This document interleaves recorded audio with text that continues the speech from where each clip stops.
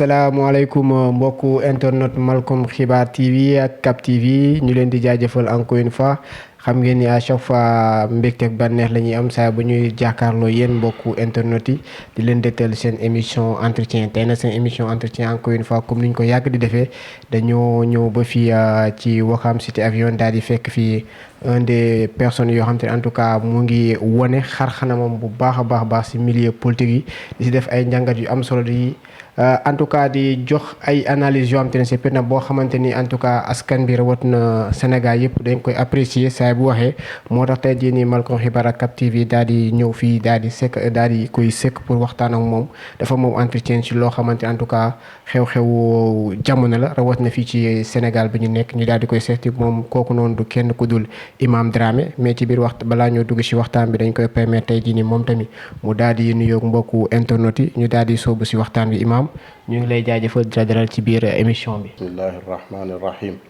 subhanaka la ilma lana illa ma allamtana innaka anta al alimul hakim amma baad assalaamu aleykum wa rahmatullah maa ngi lay nuyu Malcom di nuyu mboolem waa Cap TV ak ñi nga xam ne ñoo nekk ci banlieue bi nga xam ne ñoom ñoo ëpp fa la site bi nekk di nuyu nag bu baax waa réew mi yëpp di nuyu surtout kilifa diine yi ak kilifa aada yi ak société civile bi di nuyu mbooleem surtout sénégalais yi nekk ci diaspora bi di leen dalal bu baax fii ci daara ji ci Ouakam ngeen fekk ñu fi pour ñu waxtaanee réew mi ak avenir am rek xam naa waxtaan bi dañ koy tàmbalee tey jii ni gis nañu fan yi ñu génn rawat na dimanche 6 février bi lu ci mel ne suñu gaynde yi football les lions de la Teranga ñu leen di duppee loolu ñu daal di woon dem ci compétition bu mag ñu koy tuddee Coupe d'Afrique des Nations fële ca Cameroun ci kaw loolu ndam daal di ñëw mu nekkoon ndam boo xam te ne en tout cas xaar nañ ko lu yàgg ñu soogaa di ko am tey jii nii ban jàngat ak ban impression nga njëkk am ba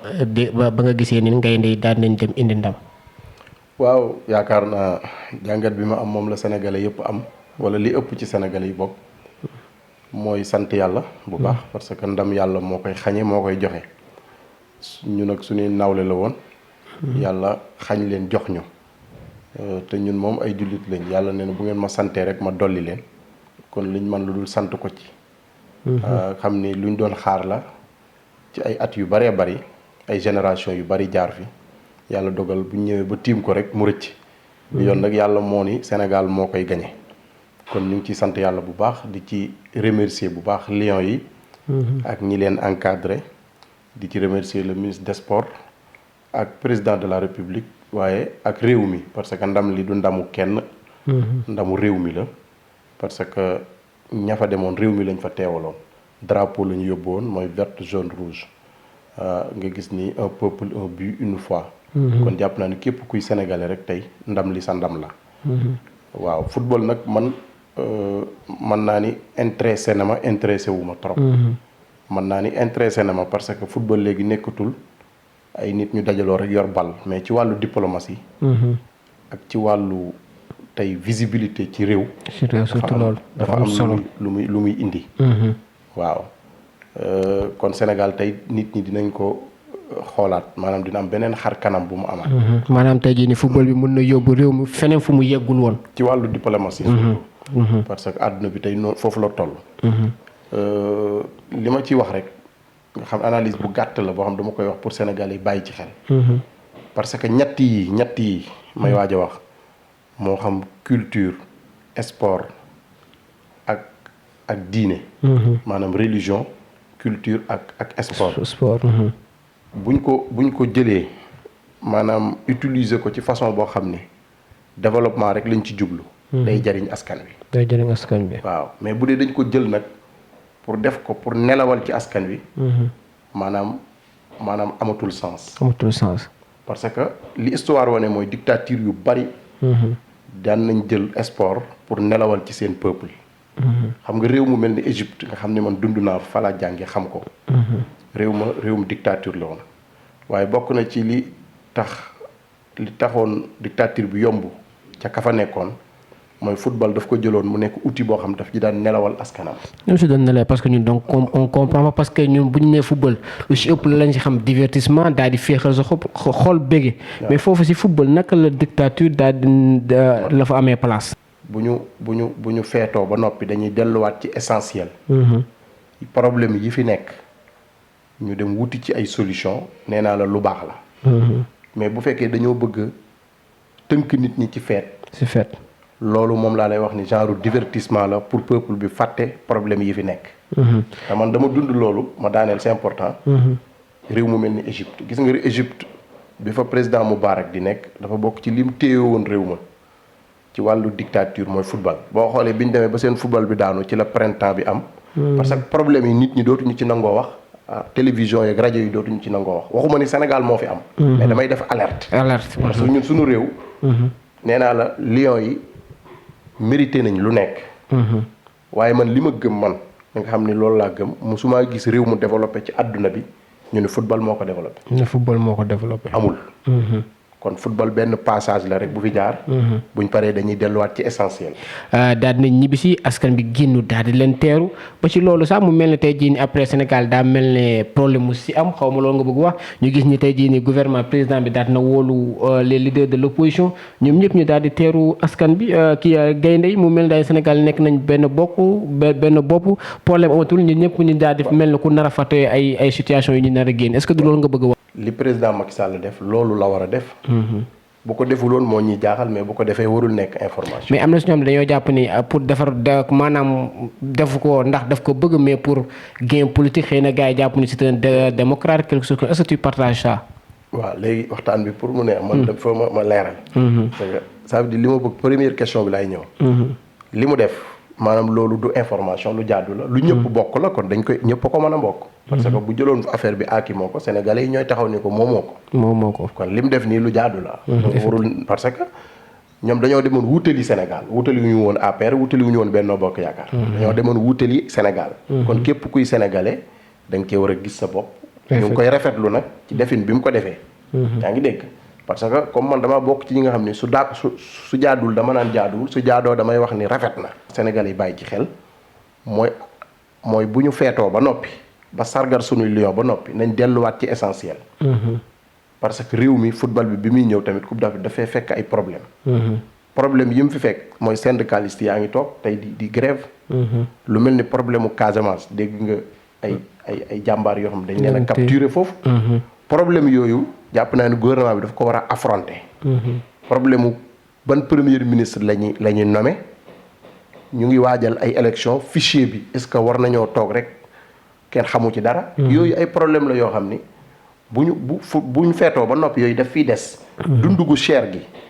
problème la dañ cee war a wax maanaam yooyu jàpp naa ne ci lañ war a wax ku mel ni Guy Marius Sagna am na lu mu wax. nit ñi commencé di ko diaboliser.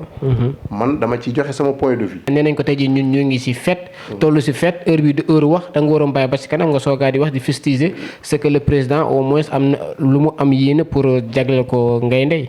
alalu réew mi lañ ko dénk. suuf si muy joxe suufu réew mi la kon kuy doomu réew mi war nga cee joxe sa xalaat. loolu ñu bëgg a gëmloo Sénégalais yi ku wax ñu diaboliser la attaquer la loolu ñun moom du jàll ci ñun parce que man damaa bokk ci Sénégalais yi nga xam ne waxuma pour kenn kontaan. waxuma pour kenn mer encore une fois. opinion bi sóoraale wu ma leen man li may wax sama digganteeg sama borom laa ciy xool mi nga xam ne moo ma bind ak sama tëraayu bàmmeel jeex na ku mer nga faatu. li alxuraan wax muutu bi ghayzikum man li ma gëm. mooy li Guy Marius Sagna wax dañ cee war a taxaw. parce que bu fekkee ni réew mi dafa am problème foncier. président Macky Sall moo ko waxal boppam ni alerte yi muy jot yi ci ëpp problème foncier la. kon Guy Marius Sagna baax na mu def alerte ñu xam liñ leen jox fan lañ leen ko jox ak naka lañ leen ko joxee mu nekk lu transparence loolu rek la Guy Marius Sagna wax. effectivement ñeneen ñi nga xam ne nag dañoo bëgg a takki rajo ñooñu yàgg nañoo takki rajo te teewul Sénégal yi mosuñu leen a déglu. il faut ñu xam ni média bu bees bii fi ne ñu ci bari. état bi da leen a def ci poosam ñooñu moomuñu seen bopp. pour waxal yàlla ak waxal réew mi bu weesoo yéen sites yi yéen internet bi sax yéen a ci tene am nga droit laaj liñ leen jox fan lañ leen ko jox ak naka lañ leen ko joxee. loolu képp ku ko ñëw loolu Macky Sall mënuñu koo tere ñi nga xam dañuy wax di xupp nit ñi mënuñu koo tere. kon li Guy Marius Sagna wax bu ko kenn diaboliser lu leer la wax te li mu wax ci république bu ñu ko waxee bu sérieux warul indi problème. man li ma gëm rek ma daaneel foofu c'est important. ci wàllu football bi ñu tëj chapitre boobu. mooy buum ñu teree gannaaw ba ñu santee yàlla nee naa la ci ndam li. kontaan ci remercier Lions yi ñaanal leen ñu dem ca kanam buñ paree nag nañ delluwaat ci farata. farata xam nga mooy lan ñu fexe ba Sénégalais yi li ñuy dund seen dund bi wàññeeku. parce que dund bi yokku na suukar il paraît que yokku na. yàpp yokku na. ak yu baree bari yoo xam ne ni nit ñi ay nécessité la yooyu na ci nguur gi wax. te yooyu ay problème mais bëgg a jël coupe d'Afrique bi. def ko campagne u kaay Sénégalais yi duñ ko nangu. est-ce que oustaz gëm nga ni Sénégalais yi ñuy gis ci mbedd bi. est-ce que ñoom daañu nangu ñu leen di nelawal ndax coupe d'Afrique. waaw mais man xam naa ne duñ ko nangu. mais ñun suñu rôle. xam nga ñun en tant que ay. ñun suñu rôle mooy alerte. ñun suñu rôle mooy wax ak Sénégalais yi. ñun xam nañ ni Sénégalais peuple bu mature lañ. peuple bu ñor xomm lañ. ku leen bëgg a dugal ci combat yoo xam du seen combat dañ la fay ba man loolu xam naa ko. parce que élection yi wane na ko. coow li bari woon na diabolisation bi bari woon na wax ji bari woon na Sénégalais bi ñu demee ci urne bi wan nañ ne peuple bu mature lañ du peuple bu ñuy manipuler. mais ñun en tant que ay nitu diine suñu rôle mooy ñu leeral askan wi enjeu yi tey enjeu yi mooy Sénégal soxla woon na coupe d'Afrique wuti woon na ko ay at mënu ko am ba yàlla dogal mu am ci ñu mu jaare ñëw. nañ ko fàtte nag ñu dem ci essentiel mooy li Sénégal yi di dund.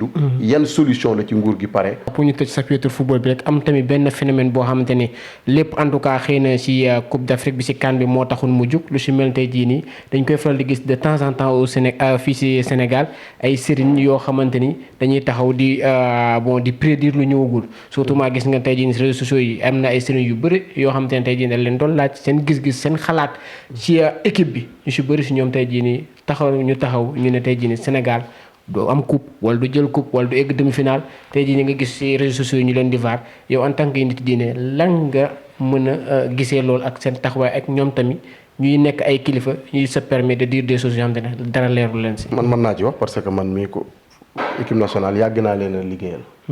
yàgg naa dem CAN donte avec modestie bugguma ko sax wax. parce que loolu sama man la engagé wul kenn. mais li ma gëm Sénégal dañuy jaawale ku yor rajo di wax. ak kilifa dëgg am na détails yoo xam du ci wax. même boo ko xamee avec modestie. modestie moo la war a mën a tax doo ko wax. effectivement donte am nañu yàlla bind ñu xam kumpa. ñoo xam ni yàlla mën na ay xam-xam ak fi yoo xam boo ko jëfandikoo di nga xam lu mel ni ay listixaar nga xam ni yonent bi moo ko santaane. di nga mën a xam lu ñëwagul. jinne day xam lu ñëwagul am na ñuy tàggat jinne ba mu leen di wax lu ñëwagul. effectivement yaa ngi dégg. ndax nit ak jinne li leen wutalee jinne lu mu paase fàtte na ko. waaye li nekk ci kanamam mën na ko. xam na ko kon yooyu ay xam-xam la yoom dafa bokk ci sunu réew. waaye nag bari na ku nekk ci internet di wax dóorkat la. malheureusement sénégalais yi ku jóg kaalawu ni sëriñ nga wala yow fekk yow sa ijji sax feroo ko. man daal li ma ci gëm mooy mystique moom bu doon football rek mystique 10% la ci. 90% yi ci football. mooy am équipe bu baax. am encadrement bu baax am mental bu baax. te loolu moo feeñ ci yaa ngi fi waaw man de su ma xamoon ndax dina jëlam du jël sama modestie ma yu ma toog di ko wax. ñaan yàlla nag fi lañ ko fekk di ci ñaan. ba yàlla lu mu ci def ñu xam ne loolu la ci def mais yooyu moom c'est des détails yoo xam ne ñi koy def. jàpp naa ñu ci bari ay dóorkat lañ. ak nelawal askan bi. nelawal askan bi loolu moom yaakaar naa lu leer am na su ko xam te neen mu ngi ko var sax da lay porte plainte quoi. léegi oustaz kenn amul maqaamam. wax dëgg fa yàlla ko def te kenn du ko fi wax moom. wax dëgg fa yàlla moom yàlla rek moo ko am. si élection yi ngeen jógee sénégalais yi daal nañ si wane seen bopp bu baax. loolu en l'occurrence xam naa élection locale yi ñu daal di génn. oustaz nan nga gisee taxawaayu tey jii nii la coalition bu ñu doon wax la coalition Yewwi Askan bi taxawaayam mu mel ni tey jii nii en tout cas mën nañ ne moom mooy deuxième force politique au Sénégal na nga gisee taxawaayam. parce que man dama bokk ci religieux yi jël position ànd ak coalition Yewwi Askan bi. mu nekk loo xam ni yombul woon. nit ñi lu nekk dégg naa ko am na ñoo xam ne dëkkale nañ la fu nekk. waaye dafa am martaba boo xam ni boo bëggee dem il faut nga dépasser ko. mooy yonent bi dafa wax ni la raxata fi dunya wala najaata minan naas. nit ñi kenn mënta mucc ci ñoom. àdduna kenn mënu fee noppalu. gis nga ñaar yi boo ko gëmee rek sa dund day neex. effectivement yàlla dafa wax ci alxuraan ni laqad xalaqnal insaana fi kabad maanaam nous avons créé l'homme pour une vie de lutte.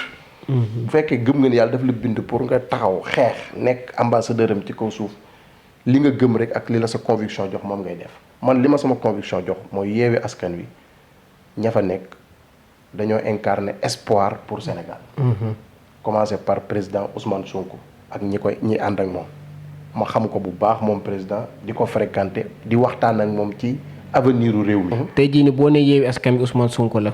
bu fa nekkulee yaa rien. foofu buñ def sax foofu damay leeral. Yewwi Askan Wi ay leader yu baree fa nekk. Khalifa Sall kenn mënul wax ni du leader. Barthélémy Dias kenn mënul wax ni du leader. Habib Sy ancien ministre kenn mënul wax ni du leader. yaa ngi dégg Déthié Fall ay leader yu baree fa nekk waaye nag bu ñu waxantee dëgg. ki nga xam ne tey moo incarné espoiru Sénégal yi Ousmane Sonko la. loolu yàlla moo ko def. te ñiy jàngat ñëpp te nangu dëgg nangu nañ ko.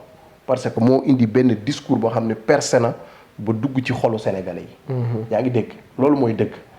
du tàqale mais dajale la. te yonent bi sallallahu alayhi wasallam dafa wax ne aljamaatu rahma wal furqatu azab. Ousmane Sonko képp mënta jël réew mi man loolu laa gëm. yaa ngi dégg il faut mu daj ànd ak ñi mu war a àndal ci ngor ak ci dignité ak ci jiital intérêt Sénégal pour mën a jël réew mi. yaa ngi dégg mais Khalifa Sall kenn mënul wax ni du leader ak jaar-jaaram. mais nag tey jii ki incarné espoiru Sénégalais yi man li ma gëm mooy président Ousmane Sonko. li may njëkk a def man Imam Dramé mooy sant peuple Sénégal bi parce que taxawal coalition bi yombul woon. dem élection yombul woon. gagné ñëw gën a jafe. Sénégalais yi ñoo jóg li ëpp ci Sénégalais yi du mën a ñëpp surtout ci ville yi fu mel ni Dakar Thiès Kaolack donte gagné wuñ Kaolack waaye opposition bi pouvoir bi daf koo ñàkk. Mbàkke mais maanaam pouvoir bi mu koy laajte de ma ne kooku si boppam la si moom la far de. waaw loolu dinañ ci ñëw. maanaam ville yi ëpp doole ci Sénégal nga xam fa la électoral bi ëppee. Yewwi Askan Wi gagné ko. loolu nag espoir bu rëy la. waaye nag li ma gëm mooy combat buy soog a commencé la. combat buy soog a commencé la parce que buñ bëggee fexe ba président Macky Sall génn ci réew mi te dara du yëngatu mooy il faut ñu jël assemblée nationale bi. te assemblée nationale bi nag jël ko rek mooy def benn bloc. fàtte sunu bopp fàtte sunu intérêt bopp mais jiital intérêt Sénégal. est-ce que parce que même si coalition Yewwi Askan bi amoon na tey jii nii ay leaders yu si bokkoon dem ba ci biir xëy na si jamonoy investiture yi ñu doon xaar ñu investir si yenn gox wala yeneen ay gox-goxaat defuñu leen ko après ñu dañoo ba ci biir dañoo bàyyi le navire dem daal di dem si yeneen bañ est-ce que jàpp nga ne jusqu'à présent Yewwi Askan bi problème duñ demaat tamit si ay élections législatives le même problème te encore tamit ñëwaat nekkaat sur la table. waaw mais bi loolu amee. bi résultat yi génne ci urne yi lu mu wane mooy sénégalais yi mooy li ma la wax maturité bi ñu am. boo beddi ko ngir sa intérêt bopp sénégalais yi dañ lay sanctionné. tey ku mel ni Bougane ma tudd turam li ko dal. bu nekkoon Yewwi Askan Wi du ko dal mais jiital intérêt boppam nekk fa di lijjanti ay couleur sénégalais yi xamal ne ko ñun fii lañ jëm. sénégalais yi dafuñu de man li ma gëm Yewwi Askan Wi. il faut pas arrêter la mer avec ses bras kenn mënatu ko arrêter. parce que ma deereel mooy confiance gis nga nit confiance moo am solo. ci ki taxaw sa kanam. gis nga boo gisee président Macky Sall tey li tax mu néew doole ci réew mi li tax élection yu mu dem di gën a jafe ci moom benn problème la am ak Sénégalais yi mooy crise de confiance. crise de confiance mooy crise bi gën a bon. mooy même boo waxee dëgg nit ñi duñ la gëm.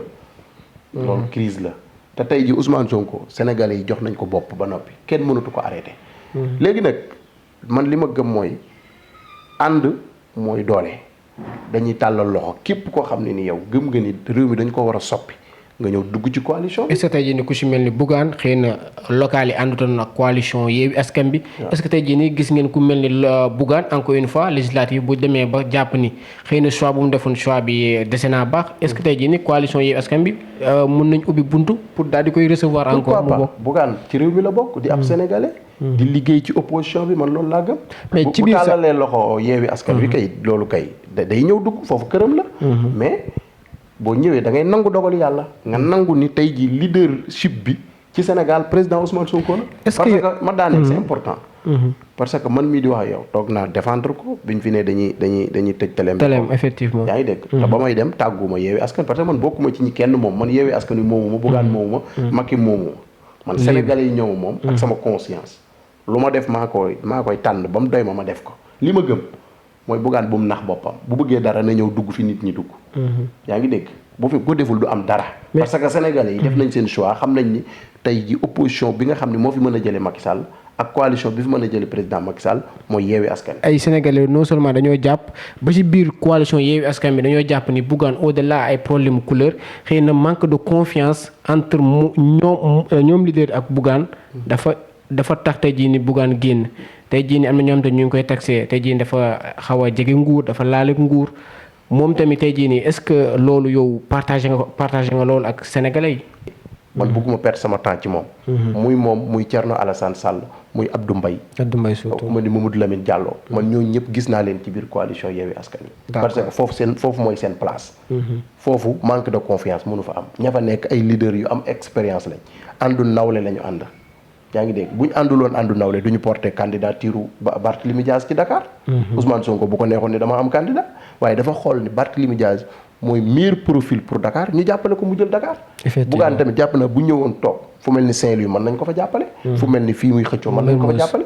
mais nit da ngay rafet njort ci ay nit boo àndee ak ay nit tamit nga nawloo leen waaye li gën a bon ci àdduna mooy ñaari xar kanam li yonent bi wax ni charrun naasi zul wajhayni nit du am ñaari xar kanam nit da ngay ñuul wala nga weex. gagné lu si mel ne tey jii Ziguinchor mu ngi seen loxo Dakar xëy na ñu bëri si askan bi xëy na Barth gagné Dakar bettu leen Ousmane Sonko nekk njiital wala nekk maire Ziguinchor bettu leen mais tey jii nii résultat wu Yewwi Askan Wi fu mu gën a bettee opinion bi mooy fële sa Thiès.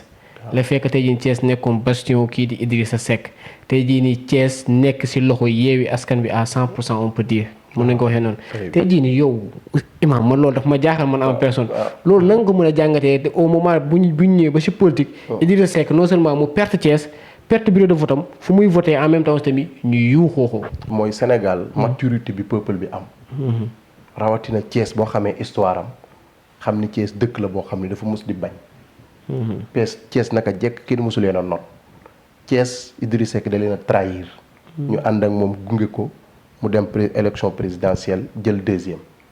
yaa ngi dégg Thiès ànd ak moom mu dem jaay boppam Macky Sall di xëy di nax sénégalais yi naan ay mburoog soow waa Thiès xamal ne ko ñun kenn duñu jaay lii rek la. jarul def analyse bu sori. ne wan ni la am nga droit jaay sa bopp waaye ñun kenn duñu jaayaale.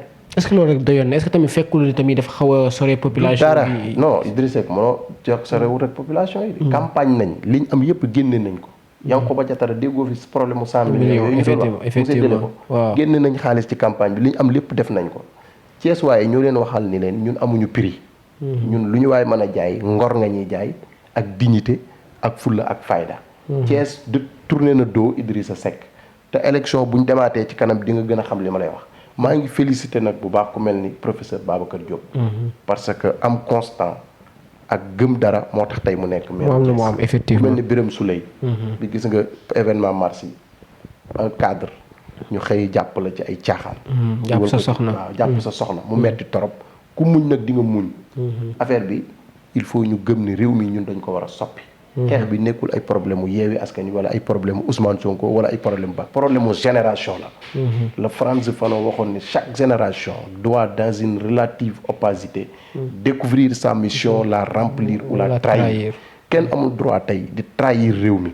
ñàkk a trahir réew mi mooy nga ñëw ci opposition parce que Macky Sall dafa échec loolu mooy dëgg Macky Sall dafa jël réew mi jaay ko tubaab yi te tubaab yooyu amuñu droit ñu continuer di leen bàyyi ñuy gouverner réew mi réew mi ay sénégalais yu gëm seen bopp moom seen bopp ñoo war a continuer di ko gouverner kon la may wax rek mooy ñu ngi tàllalaat loxo ñëpp ñu def benn bloc ñu ñëw ci biir coalition Yewwi Askan Wi ñu préparer législative yi Macky Sall dama gëm ni waxuma majorité waaye warul am 15 députés fii ci Sénégal te dinañ ci ñëw incha allah. Yewwi Askan Wi ba tey jii nii bu ñu gisee encore une fois loo xam te ni xam bon je sais pas sénégalais na lañ ko mën a jàppee Yewwi Askan Wi xëy na am nañu bëre tey jii nii nekk nañu ay maire ndax grâce à Yewwi Askan Wi parce que am na localité yoo xam te ni dama fay dem ñu ne man de votel naa Yewwi Askan Wi waaye xaw ma sax kam mooy maire foofu mais loolu tamit est-ce que tey jii nii leaderu maanaam Yewwi Askan Wi jël bàyyi nañ conscience ci loolu ñu xam ne tey jii nii képp ku lépp bépp maire boo xam te ne dañ ko fa fal non seulement parce que xamuñu ko mais dañ ko fal au nom de la coalition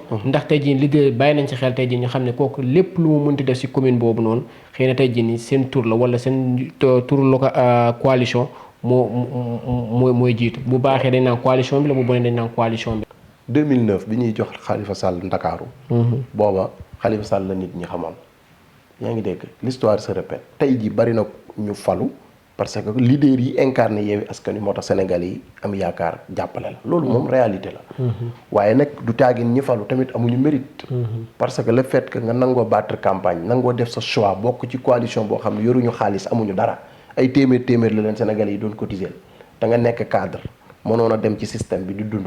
loolu mérite la. effectivement kon bu kenn sous-estimé kenn. man li ma gëm mooy Sénégal moo ci gagné.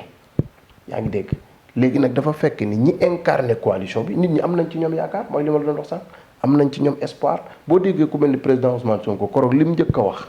mooy bépp maire boo xam ne yaa ngi bokk Yewwi Askan Wi boo jaayee suuf man maa lay porter plainte. mais loolu wax la boo xam dañ cee war a taxaw.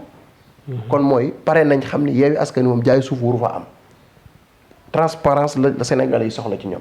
loolu moo taxoon ñu faloon président Macky Sall malheureusement mu trahir ko. parce que président Macky Sall rupture la ñu digoon bonne gouvernance mais malheureusement tey réew mi ku ne xam ne ni kenn ñëwatu fee wax yooyu di ko jëmale ci président Macky Sall. léegi nag yaakaar bi Sénégalais yi am ci ñoom rek li may wax mooy amuñu droit tas ko te ñun de fii ak ña nga fa incha allah dinañ bokk ci ñi nga xam ni dañuy jiital intérêt Sénégal man mii tey kan moo ma gën a placé ma bokk nekkoon maire. man li ma daj ci combat bi gëm naa ne am na maire yu falu dajuñu ko ci. waaye damaa jàpp ni réew mi moo tax may xeexuma pour falu mais damay xeex pour soppi sama réew. c'est très important. effectivement parce que boo xoolee ku mel ni président Ousmane Sonko loolu mooy particularité ci biir coalition bi nga xamee ni am na certaines ñoo xam ne biir Pastef lañ bokk bëgg a jël affaire bi aakimoo ko ñenn ñi commencé di génn di wax. mais da leen a recadrer bien leen sûr combat bi du affaire Pastef pour Sénégal la. kon loolu ci laay woowaat ñëpp. ñu jiital intérêt Sénégal ci lépp te loolu alhamdulilah rabbil alamin rafet nañ ci njort bopp. ba ko rek ñuy gis leneen. Benno Bokk Yaakaar ñu ngi kañ seen bopp ñoom tamit ñu ne ñoom ñoo gañe te bu ñu xoolee nag xëy na si résultat yu jotagum génn bu ñu xoolee si wàllum commune ñoom ñoo ko ëppale tamit dañu leen koy nangul imam bu ñu xoolee si wàllum département ñoom ñoo ëpp département tey jii ñu contrôler est-ce que tamit mënuñu mën a ànd d'accord certes Yewwi Askan Wi def na perte téye na ay commune waaye élection yi nii le vainqueur bi ça reste toujours Benno Bokk Yaakaar ñoom ñoo am ndam si élection locale yi nii. kur boobu ay ree la ma def xam nga wolof nag nee na mag mu taxaw di saw. da nga koy bàyyi bu tëdd di saw boo tëddee nii di saw. bis boo paree di nga am sa bopp nga doon saw. effectivement wala nga yor kii di dëbb ndox.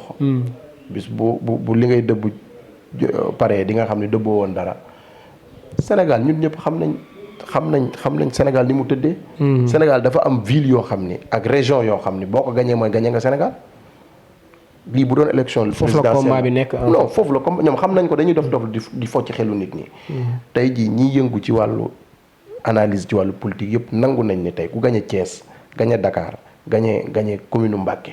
ñàkk Kaolack yenn banlieue bi Pikine dañ koo ñàkk yaa ngi dégg kon ñooñu amatuñu majorité ci réew mi ñoom ñoo la ko gën a xam.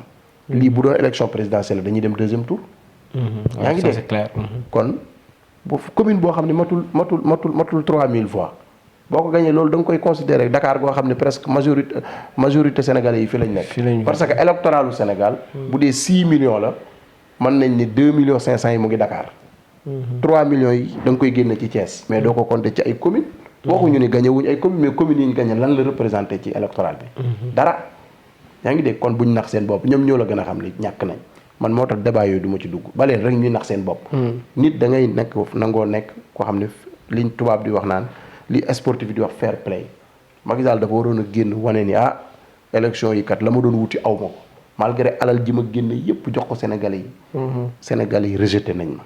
gis nga bu waxoon loolu sax Sénégalais nañ ne kii kat nit ku digne la waaye yow da ngay gën a ñu lay pousse nga gën a taxaw fi nga taxaw Sénégalais yi dañuy gën a taxaw wan ni la. élection yi di ñëw dinañ gën a taxaw sanctionné wan ni la nag bii leer na. Macky Sall musul nangu defet te man li ma gëm 2012 la Macky Sall gëj a gagné ay élection fii ci Sénégal.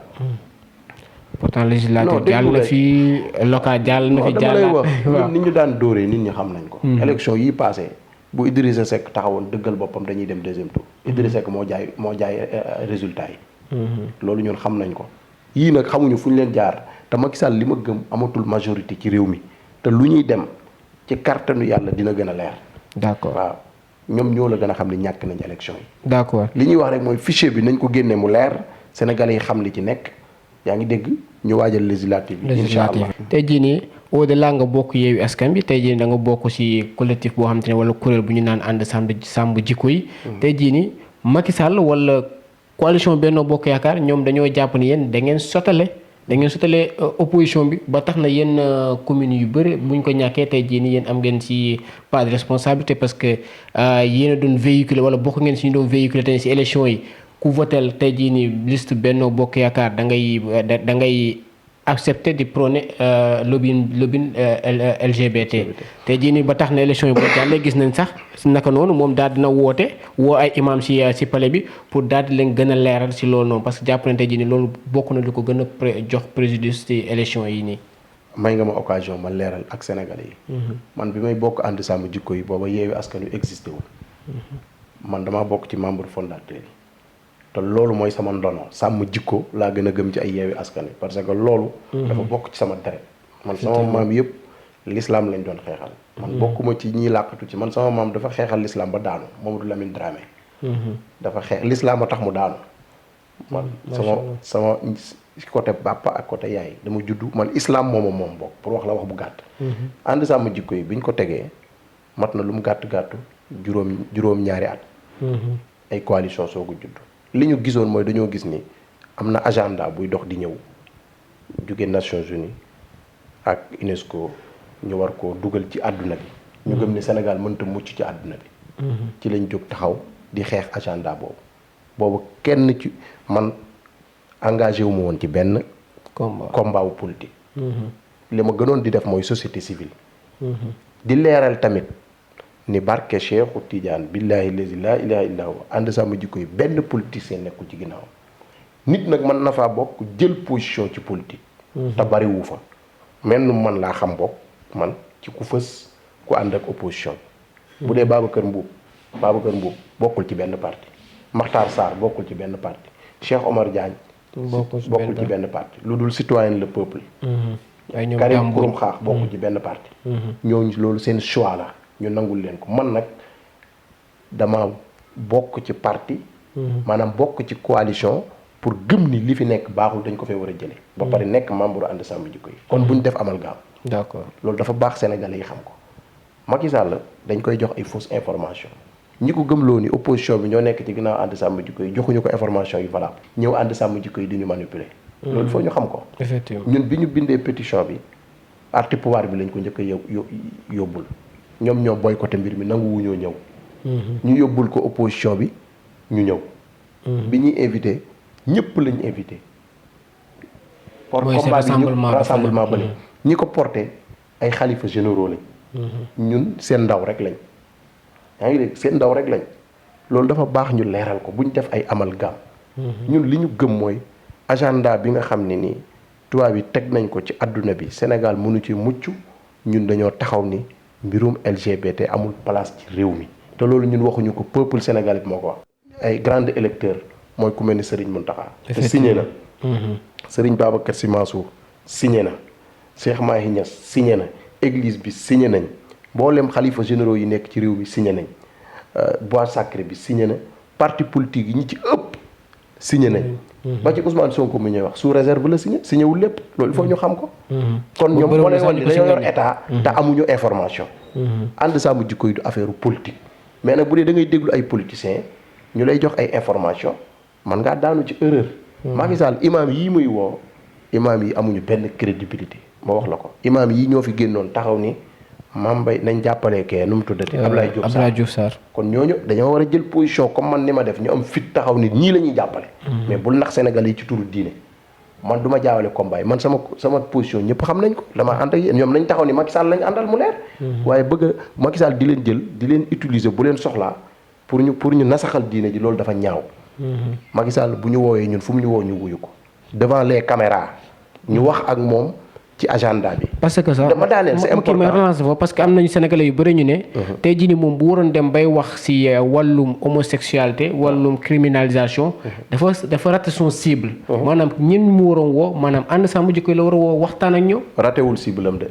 day nax boppam moom moo la gën a xam ñi porté combat bi. du c'est la première fois mu woote. am na imam yu mu woowoon bañ fa demee dañ koo ni carrément ñun combat bi porté wuñ ko. ñi ko porté mooy ànd sàmm jikko yi te ànd sàmm jikko yi du association collectif la. mat na plus de 50 associations. il faut mu leer. yu booloo. ñun bu ñu woowoon ñu toog devant les caméras. Sénégalais yëpp xool li ñuy wax nii ci télé bi moom lañ koy wax. parce que ñun amuñu complexe kenn waxuñu ko tamit pour xeex ko nguuram ñëwuñu pour xeex ko. ñun li ñu tax a jóg mooy genre gi nekk ci ministère yi ñu génne ko fa. permis yi nga xam dañ cee defoon genre te genre nekk ak ngóor jigéen sénégalais yëpp xam ko loolu lañ wax ni nañ ko arrêté. d'accord yaa ngi dégg. programme LGBT bi nga xam ne dafa nekk ci réew mi ñu ne nañ ko criminaliser ñun lii rek lañ wax. na nga gisee taxawaay imaam yi nekkoon foofu noonu. imaam yooyu nag ñun xam nañ leen. xëy na am na ci loo xam ne sénégalais yi fàttewuñ ko maanaam imaam yooyu ci jamono Ablaye Wade ñoom ñoo fa waxoon ne Ablaye Wade imaam yëpp ñu ngi sa ginnaaw di la jàppale. imaam yooyu imaamu nguur lañ imaamu système lañ. malheureusement système bi heure bu ñëwee da leen di utiliser su paree sànniwaat leen. yaa ngi dégg imaam Diène dégg nga histoire am imaam buy jël ay cantine di ko jaay kooku est-ce que nekk nga jullit bay nekk imaam. yaa ngi dégg maanaam ñooñ bugguma wax sax ci ñoom. man li ma gëm Sénégal yi dofuñu xam nañ ñi crédible ak ñiy wax ngir yàlla ak ñiy wax ngir réew mi ak ñiy wax ngir régler ay problème ñun li ñu gëm daal le 20 bii ñu jëm ci kàttanu yàlla ñu ngi woowaat Sénégalais yëpp ñu génn. place de la nation bii. ñu génn def marche bu pacifique parce que ñun xamuñu violence te duñ ko woote. est-ce que jàpp nga nguur gi na leen ko yombalaat. non ak tension bi fu mu toll mënuñu ci dara. ak tension bi fu mu toll effectivement oui. nguur gi dafa am lu leen loi may am lu ñu loi may. ñun lépp lu ñu loi may dinañ ko jaar selon loi yi réew mi ba am ko. parce que nguur gi nekkuñu ci nguur ci état lañ nekk ci république. ñun xam nañ lan mooy loi man mi di wax yow droit laa jàng kenn gënu maa xam droit islamique laa jàng. ànd saa ma jikko ay cuune nekku fa. ay nit ñoo xam ne lu mu gàtt ay bac plus 5 fa ne ak bac plus 6. ñoo xam ne ñoo dàq jàng entourage u Macky Sall fuuf nag gën njëkk leen a tukki gën leen a xam enjeu yi. kon ñun kenn mënuñoo tiital wala nga ñuy xoqatal lépp lu ñu loi may dinañ ko def. li ñu loi may tey nga xam ne kenn mënuñu koo xañ mooy marche bu pacifique loolu Macky Sall fi la ko fekk te mënu ko fee arrêté li ñu gëm nag mooy ñu ngi naan dañuy yee fitna ñun ku ñu xam-xam ne duñ niti fitna yonent bi moo ñu tere fitna. yaa ngi dégg man mii di wax yow yarkat laa jàngalekat laa ci daara nga ma fekk nii jàkka jaa ngi nii ci ginnaaw. kon ñun duñu yee fitna waaye lépp lu ñu yoon may dinañ ko def li ñu yoon may tey mooy le 20 ñu ngi woo Sénégalais yëpp. di woo parti politique yëpp. encore une fois ñu ngi woo waa APR ñu ñëw ci combat bi parce que combat bi du combat wu xeex ak Macky Sall combat wu fexe ba ngóor jigéen dakk ci réew mi la. ça n'a rien à voir ak politique gu Macky Sall. buñ ko autorisé. ñun dinañ dem pacifiquement wax li ñu naqari bu ñu woowee ñu toog moom ci table bu fekkee dañ ñoo faa utiliser violence ñun dinañ continuer di dem ci médias yi di wax ak sénégalais yi te incha allah débat la boo xam débat wu société la kenn mënu ko arrêter. d'accord yaakaar naa loolu leer na. ñu daal di fermer kii chapitre ànd sàmm jikko yi juste ba léegi si seen xeex yéen a ngi xeex wala nguur jigéen bon lépp loo xam te ne day naxasal jikko yi. même pas 2 semaines en arrière ba ñu génne fii gis nañ lu kaaw yu mel noonu daal di am. fële ca Baobab ñu ne gis nañ fa ay ñaari góor yoo xam te ne ñu ngi daal di sékk. tey jii nii mu nekk à chaque fois combat bu ngeen di porter à chaque fois boo leen waxee yéen nguur gi da leen naan am na loi bu koy tere lu mel ne loi contre nature. acte contre nature mais léegi tey jii nii non seulement nga waxal ma si loi parce que à chaque fois ñoom yéen bëgg ñu criminaliser ko mais ñoom déjà ñu ngi teg ñu ne am na loi déjà bu ko interdire waaye taxul ne saa bu ñu yeewu ñu ngi gis lu mel noonu muy xew fii si dëkk bi. mais viol amoon na loi bu ko interdire wala déet. effectivement amoon na. vol de bétail amoon na loi bu ko interdire wala. effectivement président Macky Sall ci boppam moo ko criminaliser. kon ñoom li ñuy wax sax. laajul jàng mais xel mu neex xel mu rafet rek la laaj. ñu tudd góor jigéen ñu mel dañ leen rayal seen taaw. kon yooyu waxi caaxaan la li ñu wax mooy loi bi mu ngi fi mais loi bi kenn mënu cee jàpp góor jigéen. ngeen ko gën a costé quoi. non loi bi mënoo cee jàpp góor jigéen. maître Babou bokk na ci avocat yi ëpp expérience ci réew mi def na 30 ans ci baro bi nee na code pénal bi amu ci benn loi bu ci tudd góor jigéen amu ci. baatu homosexuel amul ci code pénal. effectivement ça n'existe pas. loolu ñëpp xam nañ ko. kon yooyu ñuy wax ay wax la yoo xam fondewul ci dara ñun ay document lañ yor yu wóor yaa ngi dégg tegal leen ko ci taabal ji loi boobu ñuy wax loi bi aptul loi bi mënatul kenn mënu cee jàpp góor jigéen. problème mu génération la encore une fois il faut peuple bi yëpp taxaw ñu xeex ngóor jigéen ñun waxuñu ne dañ leen rey de. waxuñu nañ utiliser violence ci ñoom de li ñu wax mooy nañ ko criminaliser. Gana gi criminalisé na ko te sunu nawle la. effectivement majorité bi chrétien moo fa ne. Mauritanie gii boo demee perpétuité la fa. am na yenn réew yu bari ci monde arabe boo fa demee dañ lay def peine de mort. pourquoi Sénégal lépp lu tubaab yi bëgg a jàllale ci lu bon bu ko jaarale Sénégal. loolu ñun duñ ko nangu. dinañ ko xeex ba lépp luñ ci am jël. bañu ñu ci dem kaso bañuñu ci faatu parce que gëm nañ bu fi Seydi Hadji Malick nekkoon da koy xeex bu fi Cheikh Ahmad Bamba Khadimu Rasul nekkoon da koy xeex. moo tax ku mel ni xalifa yi niñ ci taxawee ñun dañ cee kontaan maanaam kuy mere nga mere yàlla ñun yàlla la ñuy xeexal jotew képp koo xam ne nii gëm nga ni yow affaire bi bokkoo ci rek ñëwal bokk ci xeex bi. d'accord ku mel ni Serigne Habib Sy position bi mu ci jël nëbbatuwul làqatuwul. dafa génn wax ko. te loolu mu wax man gëm naa ni képp ku honnête tey waxal yàlla loolu nga war a wax mooy képp koo xam ne yaa ngi dox ci criminaliser mbir mi ñu xam ne d'accord ci ku ko bëgg a yolomalal ci bottu sénégalais yi ñu xam ne ànd nga ci lii mooy wax ci. ñaari kuréel yi ñoo fi nekk xeex góor jigéen ak dooleel góor jigéen beneen kuréel nekkul ci diggante bi. ñun nag ñu ngi woo sénégalais yépp ñu ñëw ci le 20 ñu taxaw mu def marche bu pacifique wan àdduna bi yépp ni leen peuple Sénégal d'accordul ci mbirum góor jigéen. Imam Dramé la ñuy sekk waxtaan ci entretien bi imam xam naa temps bi lu ci des bëri na néew na tuuti rek waaye ñu daal di koy terminer tey jii nii ginnaaw bu ñu laalee ci ay ponk yu bëri ñu daal di koy terminer ci élection législative yi ñu nar a jëm parce que tey jii nii ba élection locale yi génnee certes ñu bëri jàpp ne tey jii nii Yewwi nekk na une menace pour le pouvoir ñu jàpp ne tey jii nii xëy na le président dina randal élection législative yi parce que war na am fii dans 6 mois waaye moom daanaka dafa dëggal boppam xawma dama naan dafa dëggal boppam wala dafa respecter calendrier bi daal di ne day maintenir élection législative yi ci juillet bi ñu nar a ñëw léegi nga bokk ci Yewwi Askan bi lan moo nar a nekk seen taxawaay parce que sénégalais yu bëri lan la ñuy ragal ëllëg ci biir Yewwi Askan bi xëy na tàmbali na lu baax mais ñu dem ba ci biir rek affaire de tiraillement diggante mbagg di xew gars yi encore tasaat mu nekk une éternel recommencement. mënuñ cee wax liñ mën a juger mooy li ñuy gis. li ma gëm mooy li nga xam ne tey mooy priorité pour Yewwi wolof nee na ndox du bàyyi yoonam. ni ñu préparé woon élection yi battre campagne proposer Sénégalais yi programme ci biir assemblée nationale loolu rek la ñuy defaat. yaa ngi dégg amul dara lu ci changé delluwaat ci Sénégalais yi gëm ni Sénégalais yi ñoo yor baat bi ñoo koy joxe. gëm loo leen ni tey am na député yoo xam bis buñ duggee assemblée nationale ñëpp xam nañ ni dinañ fa toogal askan wi bu dee ay nitu diine lañ ñëpp xam nañ dinañ fa toogal diine bu dee ay nit ñu gëm culture ñëpp xam na dinañ ko fa toogal te ñu ngi ci biir Yewwi Askan Wi. kon li président Macky Sall ñu naan day dàq élection yi mënu ko dàq parce que élection tamit dafa am nuñ ko organiser. calendrier électoral moom dañ ko war a teg. kon li war a am bu amee. warul nekk information. li mu def nii rek loolu la war a def. bu defoon leneen nag ci lay nekk information yaa ngi dégg président Macky Sall bàyyiwul élection yi parce que dafa yaakaar pour gagner ko dafa xam ni bu ko defee opposition bi duñ ci ànd. opinion internationale bi duñ ci ànd lii la buñ ñu nax. man nag li may waxaat encore une fois député war nañoo koo tànn député boo xam ni bu toogee assemblée nationale ñëpp dinañ xam ni askan wi la fa nekkal. ànd sàmm jikko yi sax daal di présenté wu daal di indi ñoom tam ñu yebal seen ay ndaw. waaw xam nga collègue parce que am na ñu bëre su mel ni ay Maître El Hadji Diouf lu su mel ni ay Maître El Hadji Diouf loolu leen tax parce que dafa ne. yéen tey jii da ngeen bëgg nekk ay député moo tax ngeen di. Maître El Hadji Diouf déjà. foofu moom bëggumaat sax tudd tur nga baal ma. man li ma gëm.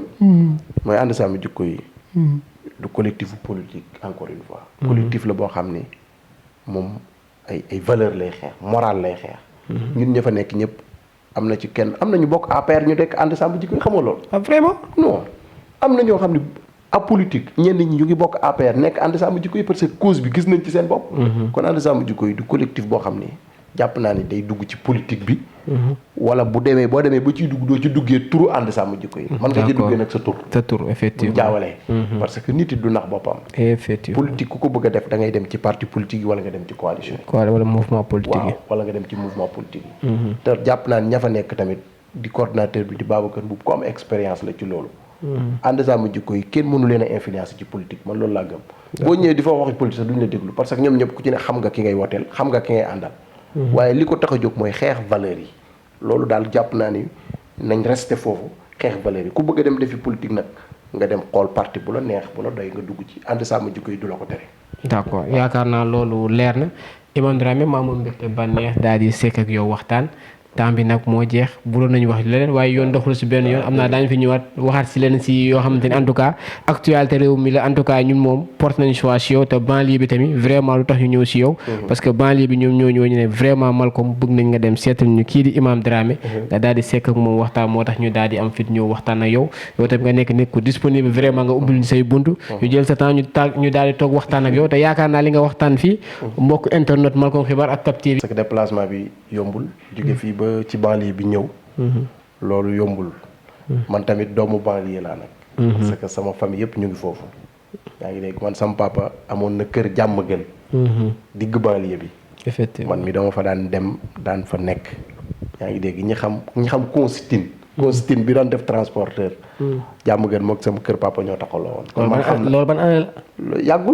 yàggul ay vers 99 2000 kër ga ba tey ma nga fa booy juddooguñu de maanaam dama bëgg a wax ni man xam naa banlieue sama sëriñ ñu dëkk foofu banlieue dama ciy gis sama bopp yaa ngi dégg macha allah nañu gëm seen bopp gëm ni réew mi kenn moomu ko réew mi amul ay banlieue ak dëkk Dakar ak Thiès ak Touba yam réew mi fépp fu ay dëkk rek na nga yëg ni ab sénégalais nga liggéeyal Sénégal effectivement Sénégal dafa am lu ñu yàlla suturaale mooy amuñu problème mu ethnie amuñu problème mu religion benn problème lañ am mooy njiit yu bëggul réew mi problème boobu la réew mi am te loolu ñun ñu ngi ci te dinañ xeex pour jëlee ko fi dinañ fexe ba képp ku taxaw ci kanamu sénégalais di laaj réew mi gënal la sa bopp kon maa ngi leen di félicité waat bu baax yéen waa banlieue bi parce que man foofa moom dama fay dem dafa def ay conférence Rufisque dama fay dem Kër Massar man foofu sama fief la parce que ñun ay sëriñ lañ fu ne lañ nit wala di la tudd loola doom nga jóge fii dem ba foofu tuddal ko waaw loolu am solo la macha allah bu baax di leen encouragé yéen waa Cap TV di ñaan affaire bi gën a dox fi ngeen teg foofu la nañ jiital intérêt Sénégal parce que dëgg rek mooy mujj lu coow li bari wax ji bari woon na ci fan yee ñu yu passé de waaye tey ñëpp xam nañ ni dëgg rek mooy mucc. en tout cas mbokk internet yi mu nekkoon Imam Dramé gis ngeen ko noonu mu nekkoon encore une fois mbégte bànneex bu ñu am daal di koy recevoir ci émission entretien bi daal di waxtaan ak moom tolluwaay réew mi en tout cas c'était juste pour ça di leen jox di daje ci beneen yoon ak beneen invité ci biir dans l'émission entretien ak Malcom Xibaar TV ak Cap TV jërë ngeen jëf ba fan yi incha allah.